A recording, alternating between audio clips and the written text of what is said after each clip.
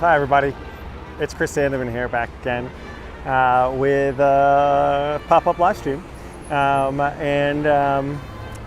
Sorry not to put a calendar event in here to let folks know that I was going to be showing up.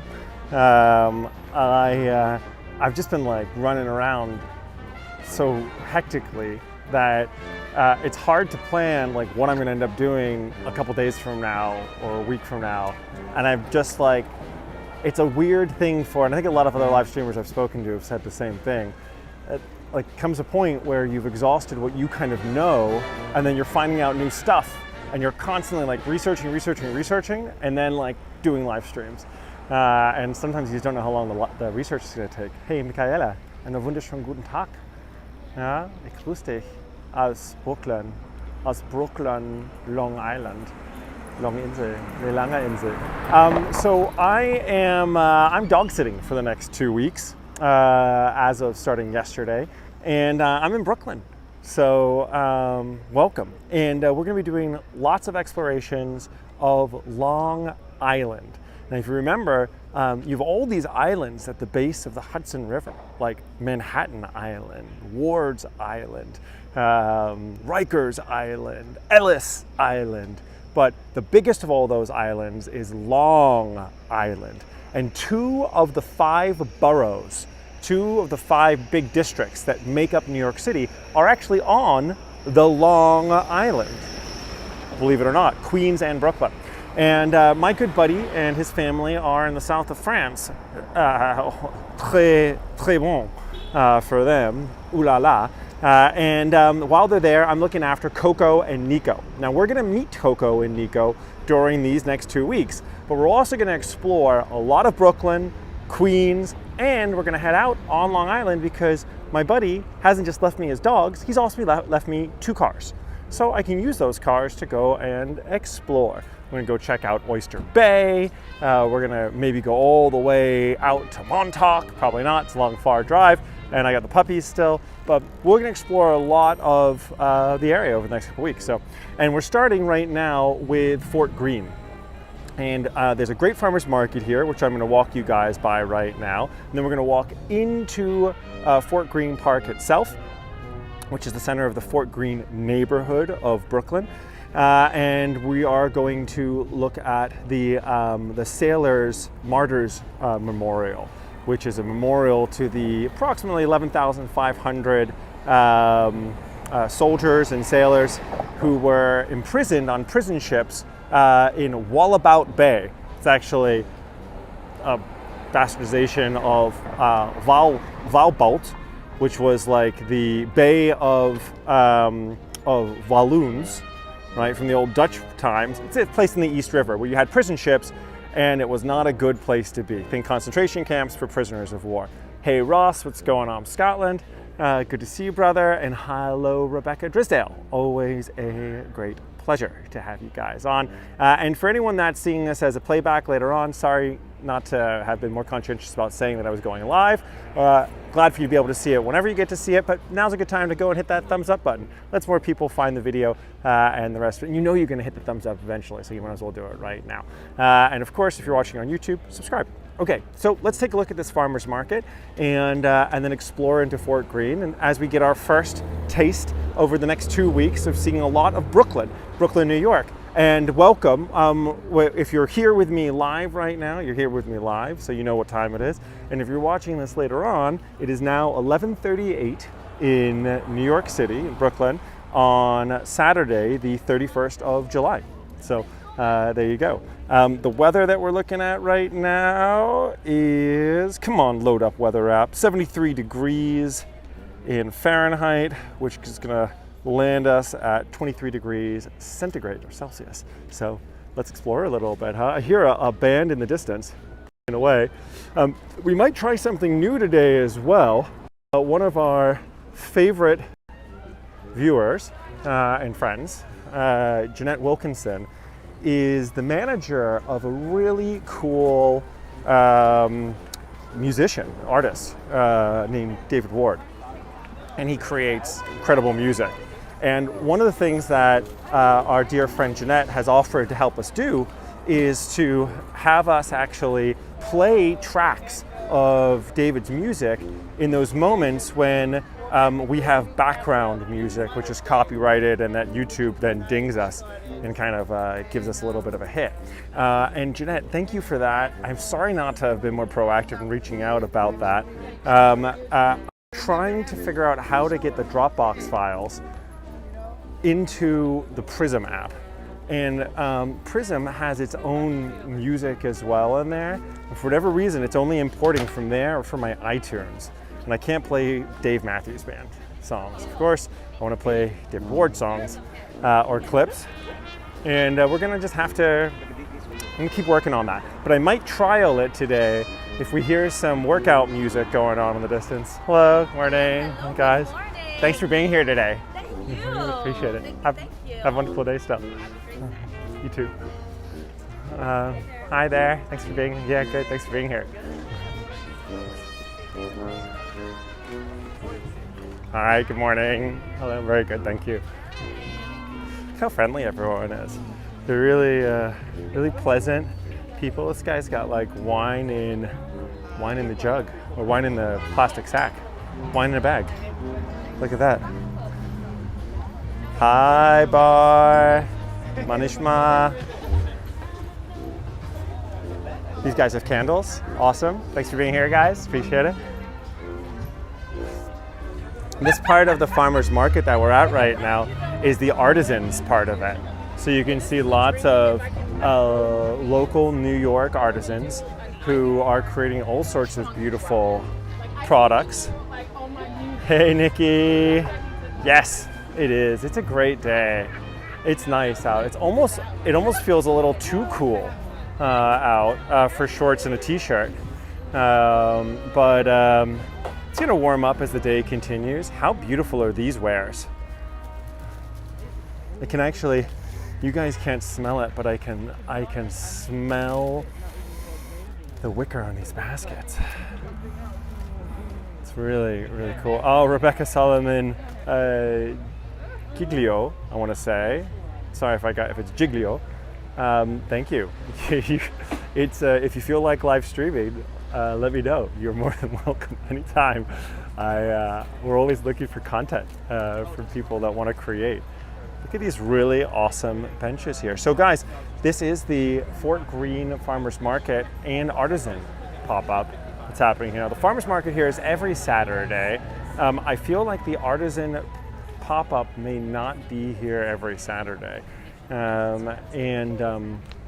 This is a recommendation from my friend Peter, whose house I am house sitting, and he recommended coming down here today and exploring, and thought that you guys would want to see this. Now, I walked around for a little while, explored myself, so that way I could get a feeling of what it is that was down here to be able to show you guys. Hi there, how's it going? Get such cool stuff.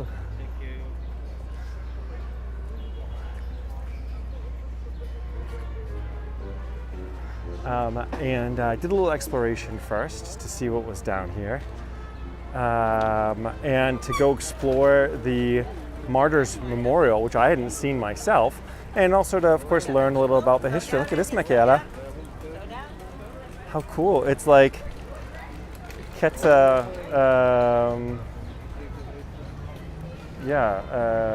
crap. What's the word for a Kissen? But what's that? Kissenumschlag. Is that right? Kissenumschläger?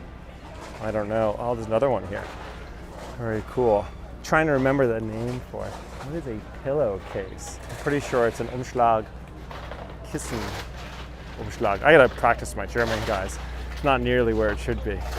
Ah, cold brews. Yum. Oh, I kind of want a cold brew coffee. No, can't get a cold brew coffee and also continue to live stream at the same time. Too hard to use my hands that way. But like, gosh, it feels so teleportive right now, being here and being able to take a look at, it just feels like real life again. And the weirdness of it is that look how pretty these are. So pretty. So earrings, guys. We've got some bracelets here, which are really lovely. This is some really neat, pretty stuff. Why don't we take a look at some of the food? Does that sound good to you guys? And And then we're gonna walk along the food racks this way, and then we're gonna circle back around into the park and go into the center of it, all right? So this park actually, hey Di, man, what's going on? I've been watching some of your Olympic stuff on playback. Sorry not to be there live. It's hard with the time differences and all the rest of it. I hope everything's going okay in Japan. Kissenbezug. Vielen Dank, Michaela. Ugh, Kissenbezug. A Katzenkissenbezug. So, the smells coming off of these peaches and nectarines, guys. Just absolutely. Oh, if you could smell that. Can you smell this deliciousness? So good. These ones here, donut peaches. $7 a pound though. It's a little bit rich for my blood. Part of the problem of farmers markets. They're a little expensive. But you know it's fresh stuff and cutting out some middlemen. Well, somehow by cutting out the middlemen, things get pricier. Well, originally this park area here, the first park that would be actually built in Brooklyn is this park, it's Fort Greene Park, actually. But that doesn't happen until 1863. And you've got the same guys who build Prospect Park as well as Central Park who are responsible for building this park that we're walking around the outside of right now. And that is Frederick Law Olmsted Jr. and Calvert Vaux, those two legends of park building. Look, we can actually see the memorial that we're going to be walking up to in a little bit. You guys see it up there in the distance? We're heading up there in a little bit. So, but we're going to continue on the outside. And well, look, they wouldn't build that park until like 1867 is when they're working towards that. But you already had something here before that. Of course, you go back to the Native American times when you have, Algonquin tribes and such. But I want to talk about 1776 because in 1776, what you actually had was a fort that was built up on the hill, and that fort was known as Fort Putnam.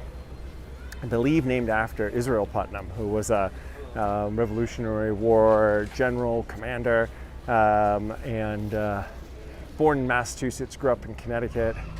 Israel Putnam was a leader in the war. But the fort itself in 1776 is built by Nathaniel Greene. Now Greene we've spoken about a bunch because we've actually spoken about Nathaniel Greene, Greene, like Fort Greene, named after him ultimately, or named after the fort, which will one day be named after him. But in the beginning it's Fort Putnam, like we said.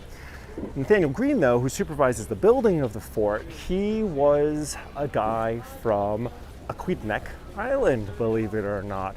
He was from over near Newport, where we just were recently. And he was from a place called Warwick, actually, which is north of Newport. He built the fort in preparation for the defenses of New York, and leading up into the Battle of Brooklyn in 1776. Now, we also did a talk on that, and we know that that didn't go so well for the American revolutionaries. They lose the Battle of Brooklyn and are forced to retreat from where they were, along like where Greenwood Cemetery is today, and they retreat back actually to this once upon a day fort that used to be in this park. Fort Putnam, like I said, now Fort Greene, call it. And then from this fort, they would then cross and retreat across the East River and make it to Manhattan, and then kind of have their escape. Oh, look at these cheeses. Hold on a second. Who doesn't love cheese? Good cheese look. Delish. Hi, good morning. Just the cheese, just the cheese. She did not love me recording. I always get a sense when people who, well, they don't clearly immigrants, and they're like a little nervous about me recording, then I want to keep on moving because I don't want them to think that I'm recording them doing something illegal, even if they are doing something illegal. I'm not here to judge. I get some sausage there. So, like we were saying, Revolutionary War, Fort Greene, and the fort never actually sees any action because the revolutionaries pull out and escape out of the fort before it would be assaulted, and they'll end up being taken over by the British, who will then occupy, this part of Long Island, as well as eventually, also New York for the rest of the war, from 76 all the way until 1783. Bakery area, guys. Very yummy. And we've got some goat cheese over here. Yeah,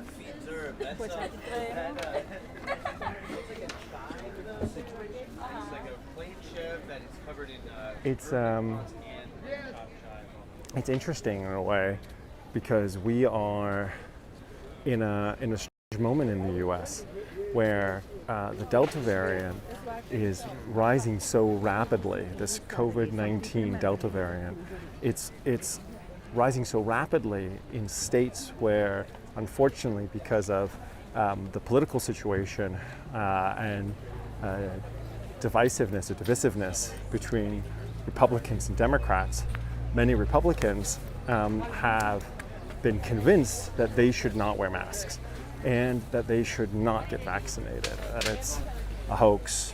We were in Charleston, talked to people that thought they were becoming magnetized or having microchips inserted in their body if they took the vaccine.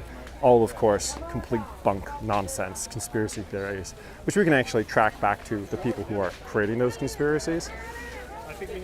But the result of it is that if you're in a red state, then COVID is rising. And now, with the breakthrough illnesses that we've seen in Cape Cod, just east, if you will, of Rhode Island, where people who were vaccinated still were able to become ill and infect others, that it's looking very much like New York will return to a policy of even vaccinated people wearing masks indoors. And there's a lot of resentment right now, I think, from the vaccinated against the unvaccinated, which is ironic because I think that the unvaccinated really resent the vaccinated as well. None of it's good for tourism. But it feels like a brief respite right now. Here we got like a little kimchi stand, a kimchi harvest. Looks really good. And over here we've got some seafood. Check these guys out. Very cool. Well, why don't we go inside? Let's go inside the park itself. We've gotten through the main part of the market, and I want to show you guys this monument that's up inside here, which is specifically to the martyrs of the Revolutionary War. Many of them soldiers who were actually captured in Brooklyn during the Battle of Brooklyn.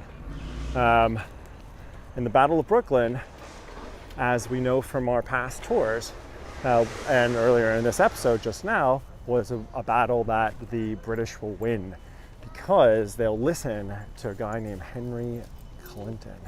Henry Clinton, one of the British commanders, returning from a recent defeat at Fort Moultrie in Charleston, South Carolina, will arrive up to support General Gates, British commander of North America, and support his attack on Washington's positions in Brooklyn Heights. Clinton knows that there are back routes that local Tory or loyalist colonials, those colonials who support the crown, he knows from them that there are these back routes, and he sends the soldiers around in a pincer move to surround the revolutionary forces. Now, despite Washington being able to escape with the bulk of his army, many soldiers are captured at that point. That's where the bulk of the soldiers who end up on the prison ships in Walabut Bay, Walbalt, Bay in the East River, that's how they first get there. Now, thousands more would join them, but the bulk of them arrive from this Brooklyn battle. Oh gosh, Shannon. So good to see you, Shannon. Sorry I was watching my steps and not watching my screen. Awesome that you're there. And Ross, yeah, exactly. Well, I'm looking at September, I'm telling you, no joke. I'm just figuring out if it's going to be possible before I ask you guys to waste a stamp on me. But yes, no, I mean, what Ross is referring to on Facebook is that, of course, the UK has said for European and US nationals who are fully vaccinated, they can enter the UK without having to quarantine, which is a great thing. I just fear that many people won't travel still because they'll be afraid that when they get to that place, things will have changed.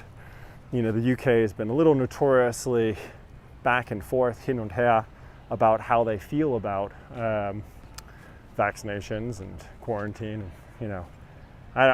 Confidence will have to take a little while to come back, I think, unfortunately. Now, this space that I'm in right here is something that's set up as a small little monument, a small little learning center, if you will, just to give you a feeling of what one of the outer fortifications might have looked like. You've got what they call, I believe, a redoubt, where you build up earth and you put timbers around it, and then you've got these sticks that come out kind of like pickets. Hold on a second. Let me see exactly what they're called.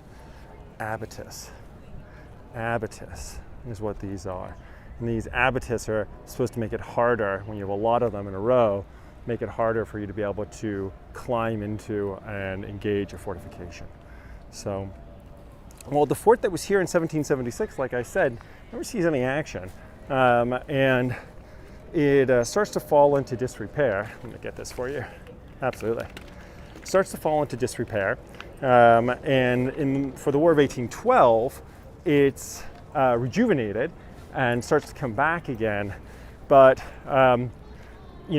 War of 1812 doesn't see any action around this area because New York had built so many forts in preparation for the War of 1812 with the expectation that there was going to be an attack from the British, that it was very hard for the British to attack into New York Harbor.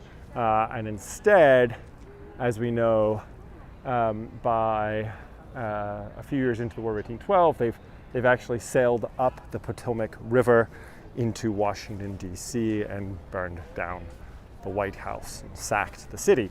Doesn't happen here. Now, in the 1800s, one thing that does happen here is you've got lots of immigration. And we were talking about Ellis Island and the immigration story before. And we know that between 1845 and 1855, we start to see the first big influx of Irish immigrants. And many of them actually settle near here, where we are in Fort Greene right now.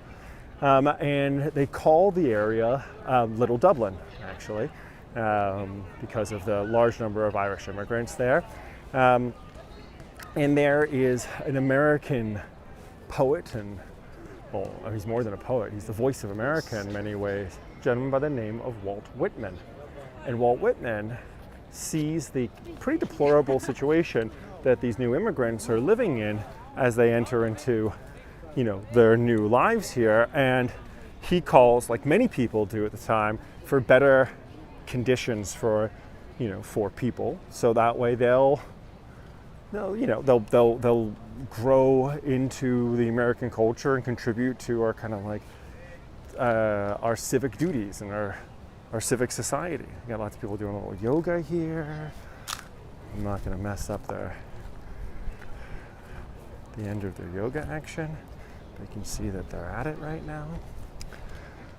So Whitman calls for there to be a proper park built. So that way the poor will be able to have a place to go and have recreation, as well as those wealthy who are up on Brooklyn Heights. Now, we're talking about the mid to late 1800s here, and it's worth just saying that during this time, Brooklyn will swell from being farmland, right? Not much going on here, swell to then being the first suburbs of Manhattan, or the first suburbs, of anywhere, the first suburbs, the concept of a suburb, the idea that you would have many of the amenities of the city and yet still the rural, tree-like nature of not being in the city. And Brooklyn becomes this once you have the ability to commute back and forth over the East River, which a guy by the name of Robert Fulton really allows us to do by creating the steamship engine that allows steamships to ferry us back and forth. And that then starts to make Brooklyn boom, so much so that by the turn of the century, the end of the 1800s, beginning of the 1900s, Brooklyn is now the third largest city in the US. It's grown that much. And there are thoughts that Brooklyn will go on to become even larger and bigger than New York itself. Because back then, in the 1800s, beginning of the 1900s, Brooklyn could continue to expand. It could expand out to become more and more of Long Island and take more of Long Island into it. But with the invention of the skyscraper, the ability to build elevators, suddenly the lack of property and land that you have in Manhattan becomes less of an issue because you could build up. And Brooklyn's ability to build east into more and more of Long Island becomes less important. There's so much commuter traffic, though, still between east and west. And hello, Jill. Good morning. Thanks for joining us. Good to see you. There's so much commuter traffic heading across the East River, though, that there are calls for a bridge. We need to build the Brooklyn Bridge, they say, because there's so much traffic in the river. The bridge is going to help us alleviate that. So let's make it happen. And of course, we had that great story of the Roeblings, Roebling Sr., Papa Roebling, Roebling Jr., Emily Roebling, the woman who probably really does do a significant amount of the work to building the Brooklyn Bridge, and the uniting of Brooklyn and Manhattan together, east and west across the water, then will kind of pave the way for creating the larger city of New York and the marrying of the boroughs together. So what are we looking at here? Well, this is the prison ship Martyrs Monument, built in 1908. Originally, the bodies of the soldiers who were dying of exposure to the elements, of disease and malnutrition on these prison ships in the harbor, the bay, in the East River, very close to us, just down the hill towards the river itself. Their bodies, after they would perish on the prison ships, would be, hey, Tage, great to see you, brother. Welcome. Thanks for saying hi. Their bodies would just be simply thrown into the East River. Now, these captured soldiers, they could choose to swear allegiance to king and crown. And if they did, they would have been released. But many of them, the vast majority of them, very few of them swear allegiance to king and crown. The vast majority of them refuse, and many of those people will perish. Their bodies thrown into the river. Their bodies will actually wash up on the shores of the East River. And it is Brooklynites who will go down to the shores in the mornings and take those bodies and inter them temporarily. Eventually, part of those remains, which are found and discovered during the creation of the Brooklyn Navy Yard in the early 1800s, 1808, they're moved, and eventually some of those remains will find their way into a tomb space below this Doric column that stands in front of us. This is one of the largest Doric columns, freestanding Doric columns anywhere in the world. And on top of it, you have a massive metal brazier, which I guess in theory they would have been able to burn things in at one point. Let's see if I can't move away a little bit. So there was a smaller monument here as early as 1873, but as we see, it's not until the early 1900s that we'll end up building this larger monument here. The brazier at the top, which we can now get a little bit of a view here of. Zoom in. Yeah, there we go. Get my angle. Whoops, sorry. There we go. That's by Adolf Weinmann up there. And it's at the top of, this 149-foot column, 45 meters up. And below, at the very base of it, we've got this crypt underneath the 100-foot wide kind of base of this column. So when it's actually dedicated and opened in 1908, President-elect William Howard Taft actually presides. It's kind of neat here. It's a neat view of like real life just kind of happening here in Brooklyn right now. These guys are boxing in front of me. This lady over here is reading something. And then you can see there in the distance, where's that, guys? It's Manhattan.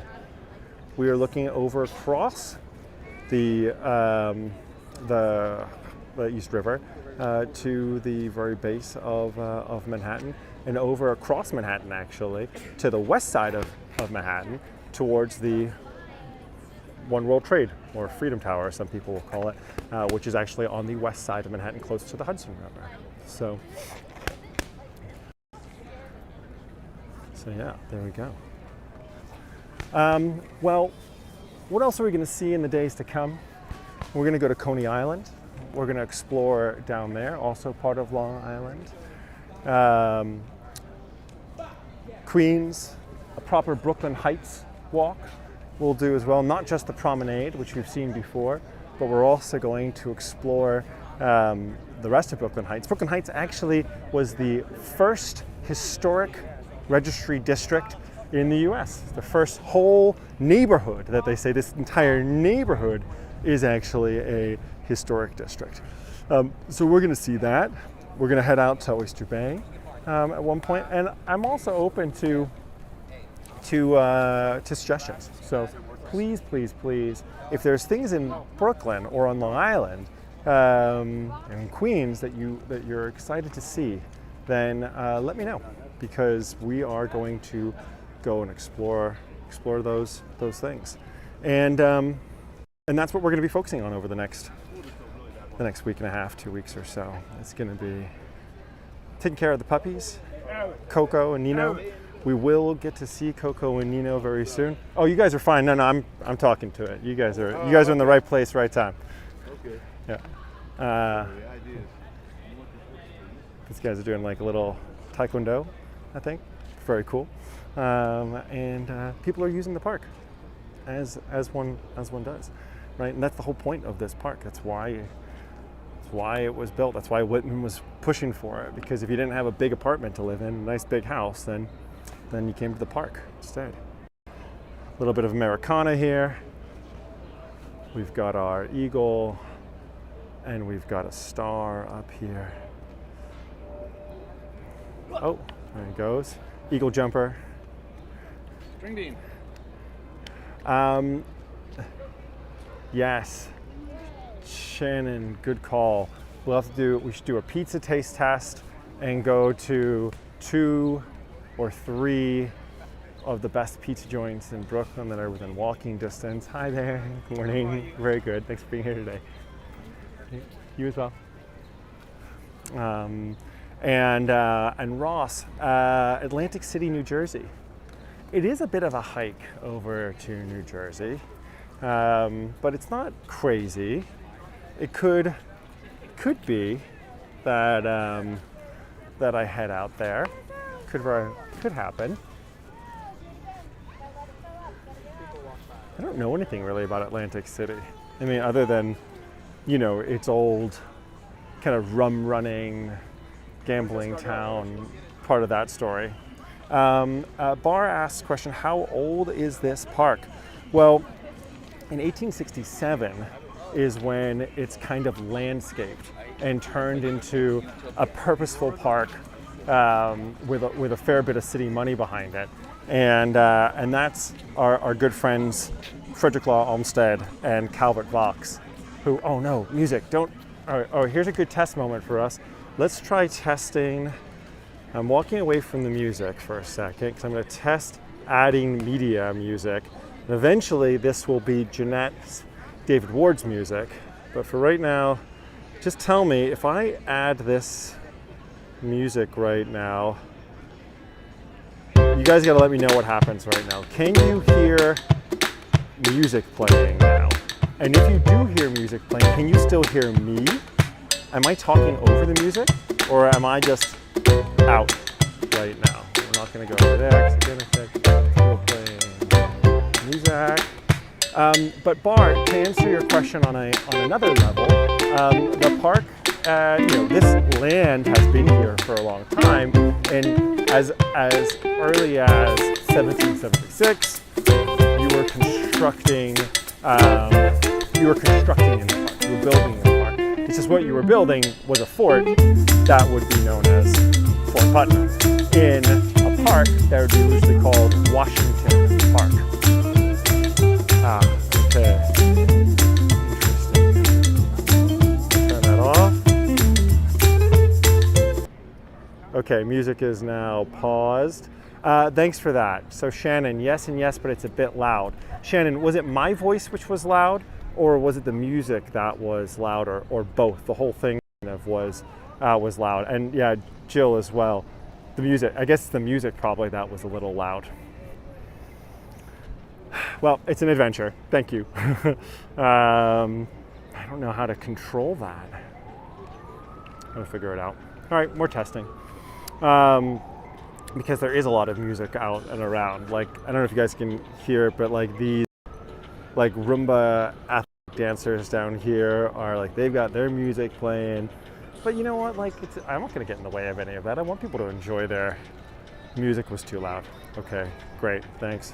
I want people to enjoy their music as well, but it does stink when you get that mean notification from YouTube saying that you shouldn't have listened to music. And you're like, but I didn't listen to it. The music chased me down in the park, These steps here are very famous. These are the Fort Greene steps. And they're not famous historically famous, they're famous locally famous, like, more recently famous, because this is a space where people, much like, let's see if these guys get out of my way. He's kind of chasing me. This guy here. They run up the steps and they keep on going all the way up. Oh, hi. Hi, good afternoon. How's your smell walk going? You having a good one?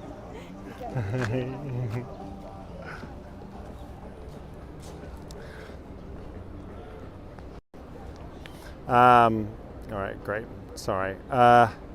Yes, exactly. Ross writes Boardwalk Empire HBO TV series was set there, 1920s Prohibition era. Exactly. With, what's our buddy from guy with the bad teeth, great actor, from Reservoir Dogs. This is his breakout movie. You know who I'm talking about. The star of Boardwalk Empire. Although, you know who I really love in that show is the woman, the female lead. She's Scottish, right? Isn't she Scottish? I think she's Scottish. She certainly plays the young Scottish schoolgirl in Trainspotting, opposite Ewan McGregor, when he kind of like hooks up with this girl from a club and turns out like she's 16 or 17 or whatever, living with her parents still. Same actress, but you know what I mean, actor. Why should the word actor or actress be gendered? They're all thespians. So, great. Well, a little bit, one last look here in lovely Fort Greene. I smell food cooking right now. Steve Buscemi is absolutely right, Ross. Thank you very much for the assist. 3 points for us. Obi-Wan Kenobi, yes. Oh, Ewan. I was actually just watching Revenge of the Sith the other night, and was marveling at, gosh, what a poor job they did on episode 1, 2, and 3. This could have been so much more monumental, but you gotta love Obi-Wan, whether it be young Obi-Wan as Ewan McGregor or old Obi-Wan, Alec Guinness, I think was the name of the actor. Apparently, Alec Guinness, I believe, yeah. Apparently, he actually didn't get paid for being Obi-Wan in the original Star Wars. He said, look, I know you guys are just starting out with this crazy sci-fi idea. I'll just take percentage points on the revenue that comes in. And they were like, oh, okay, great, because we're not gonna make any money on this one. So you just can like take some percentage points and not get a salary here. And I think he even got like percentage points in the merchandise as well, which meant he was the most highly paid actor in the entire series or something like that. The crazy nostalgia story on that one. So, yeah, right, Shannon? Shannon says she was also not a big fan of the Clone War episodes. Me neither. I feel like the cartoons are better. Bad Batch, the new cartoon series that's coming out from like Disney Star Wars, it's pretty good though. I've been enjoying that one. Well, guys, we've gone for 40 minutes. Feel like it's been a good first introduction. Oh, that's why I can smell all these delicious cooking right now. Hi there. I'm in the barbecue area. Yum.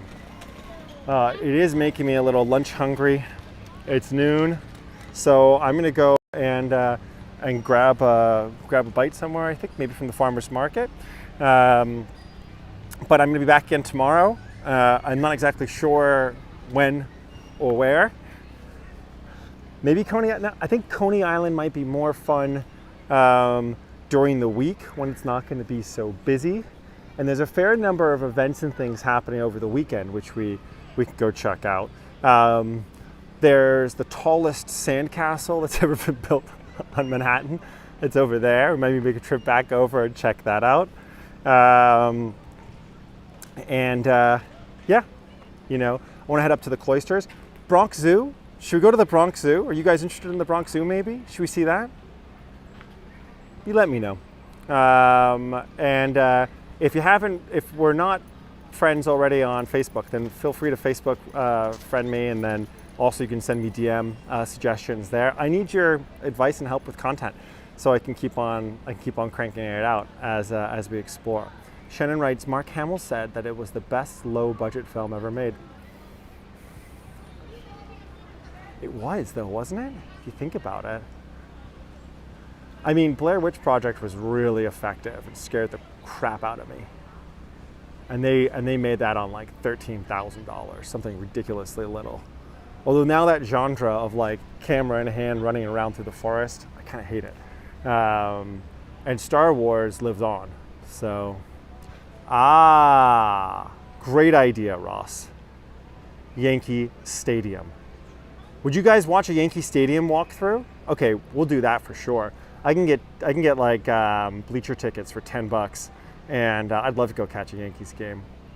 And that would be a really cool one to go and walk around. I think I'm not allowed to officially film the game as it's happening, but I can explore around through the stadium and, you know, like go through the hallway of legends and see all the retired numbers and that type of stuff. That'll be really cool. Well, look, we'll do our brainstorming later on. We don't need to do it here for everybody, but for those of you who are part of the team live stream, then thank you for your suggestions, because it helps a ton. But we're gonna keep on cranking it out next week. Because I've got some free time. We'll be doing a bunch more live streaming during the week itself. And also, like I said, I got to introduce you guys to Coco and Nino, two lovely pups. Maybe we can even explore my buddy's brownstone that I'm staying in. We can see a building that was built in the 1800s as part of that big building boom here in Brooklyn. I have to make sure should ask for permission first before I film in someone's house. Yeah. Okay. Mwah. Thank you guys for swinging by, and thanks for the suggestions. They're wonderful. I really appreciate it. It's Vabakasha bar, of course, very happily. And Shannon writes, hopefully a Blue Jays game. Absolutely. Kristen, hi. Good to see you. Thanks for saying hello.